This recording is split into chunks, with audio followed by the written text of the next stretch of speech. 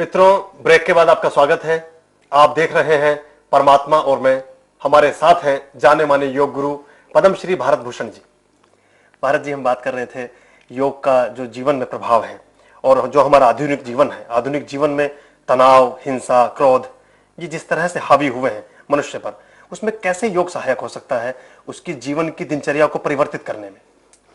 देखिए, तनाव, हिंसा और क्रोध जो आज एक आम इंसान को घेरे हुए हैं, उसका मूल कारण ही उसका धर्म से विमुख होना और अध्यात्म से विमुख होना है। इसमें योग इसलिए सबसे ज़्यादा महत्वपूर्ण है क्योंकि योग को अपनाए बिना हम धार्मिक नहीं हो सकते और धार्मिक हुए बिना हम अपने को बोझ से मुक्त नहीं कर सकते। धर्म में वो सब चीज़ें हैं जो आचरण से जुड़ी हुई हैं। धार्यत्यर्थे इति धर्म, यानी धारण करने के अर्थ में ही हम उसको धर्म कहते हैं। वो जीवन की मान्यताएं जो हमें दुखों से बाहर निकालती हैं, वो धर्म के माध्यम से हम जान सकते हैं और उनको अपना सकते हैं। धर्म ऐसा नहीं कि हिंदू होना धर्म है या मुसलमान होना धर्म है या सिख ईसाई होना धर्म है। वो धर्म तक पहुंचने के पंथ हैं। जैसे गंगा में नहाने के लिए बहुत सारे घाट बने हुए हैं, हम किसी भी घाट से नहा सकते हैं, डुबकी लगा सकते हैं। गड़बड़ ये होने लगी कि हम धर्म में भी घाटों के ऊपर लड़ने लगे और धर्म के जो लक्षण थे उनको भूल गए। धृति, क्षमा, दमोस्तेयम, शौचम, इंद्रिय निग्रह, धीर, विद्या, सत्यम, अक्रोधो, दशकम धर्म लक्षणम। जो आदमी धर्म को जान जाएगा तो वो अक्रोध को प्राप्त हो जाएगा। जो आदमी धर्म को जान जाएगा वो बुद्धिमत्ता को प्राप्त हो जाएगा। जो धर्म को जान जाएगा वो धैर्य को प्राप्त हो जाएगा।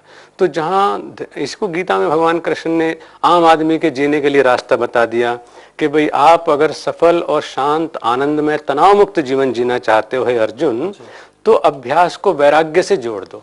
यानी आप कर्म करें लेकिन ये जाने कि भाई इसकी एक सीमा है और उस कर्म का फल देने वाला देगा। तो इसलिए आप कर्म में पूरी तरह डिवोट हो जाएंगे।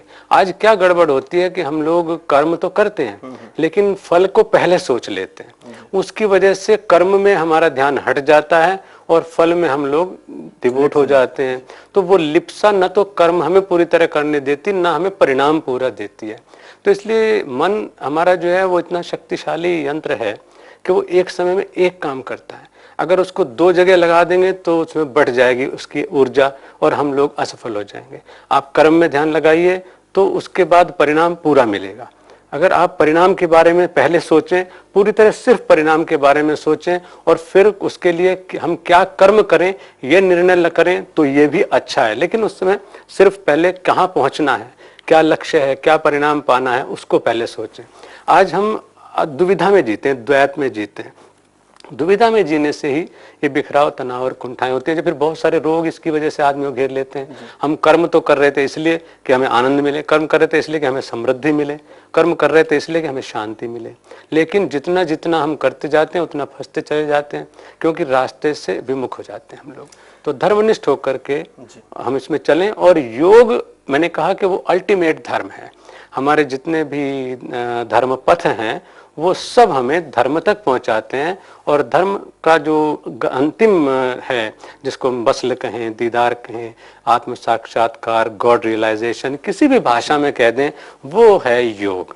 जी, धर्म की जैसे आपने बात कही कि धर्म अगर वास्तविक संदर्भों में है तो व्यक्ति धैर्य को उपलब्ध होता है, व्यक्ति तनाव मुक्त हो जाता है, व्यक्ति जो है अधिक ईमानदार और अच्छे ढंग से काम करता है, सहज हो जाता है। लेकिन जो लोग धर्म को, जो उनके संदर्भों में धर्म है, उस धर्म को जो लोग चलाने वाले लोग हैं, जो धर्म के ठेकेदार हैं, वो इन तमाम चीजों से दूर दिखाई देते हैं। और वैश्विक परिदृश्य में भी अगर आप देखें तो 3000 वर्षों में 15,000 लड़ाइयां हुई, उनमें 90% जो है वो धर्म को लेकर हुई। तो ये जो बहुत बार देखा गया है कि धर्म फसाद का भी कारण नहीं, ये लड़ाई क्या कह सकते हैं? ये लड़ाइयां धर्म को न जानने वाले लोगों के द्वारा की जाती हैं। मतलब धर्म को के ठेकेदार अगर कोई बन गए, धर्म ऐसी चीज नहीं है जिसका कोई ठेकेदार हो सके। धर्म बिल्कुल और बिल्कुल इंडिविजुअल सब्जेक्ट है। आज क्या होता है कि आप देखिए, आप डॉक्टर हैं तो आपका बेटा जब तक मेडिकल साइंस नहीं पढ़ेगा वो डॉक्टर नहीं बन पाएगा।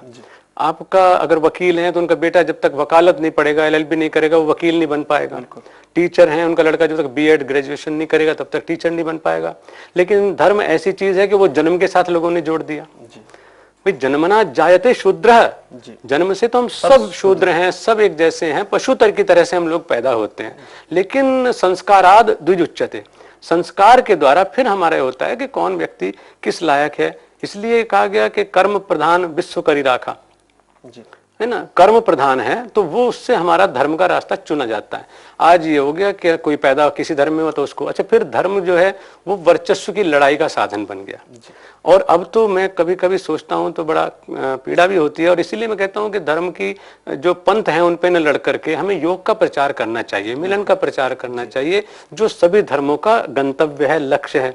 आज जो धर्म के नाम पर ग्रैबिंग शुरू हो गई, कई बार तो मुझे अफसोस होता है, क्योंकि धर्म कभी निंदा नहीं सिखाता, धर्म कभी किसी के ऊपर कब्जा करना नहीं सिखाता, धर्म अपनी मर्यादा में रहना सिखाता है।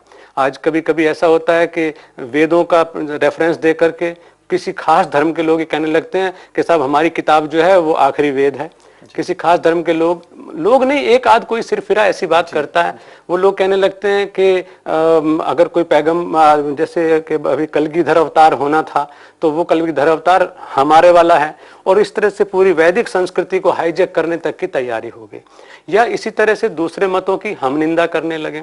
तो ऐसा नहीं, हमें उनके कॉमन जो धर्मनिष्ठ जो उनके फैक्ट्स हैं उनको देखना चाहिए। हम पाते हैं कि सारे धर्म एक ही अच्छाई को लेकर के चलते हैं, क्योंकि लक्षण सबका एक ही है। जी जी गुरु जी, आपने बिल्कुल ठीक कहा कि धर्म वास्तविक संदर्भों में, वास्तविक अर्थों में अच्छाई को ही परिलक्षित करते हैं, और सभी धर्मों में अच्छी और सच्ची बातें लिखी हैं, उनका हमें अनुपालन करना चाहिए, उन्हीं का हमें अनुसरण करना चाहिए। ऐसी मान्यता है भारत भूषण जी की। हमारी बातचीत चलती रहेगी, मिलते हैं छोटे से ब्रेक के बाद।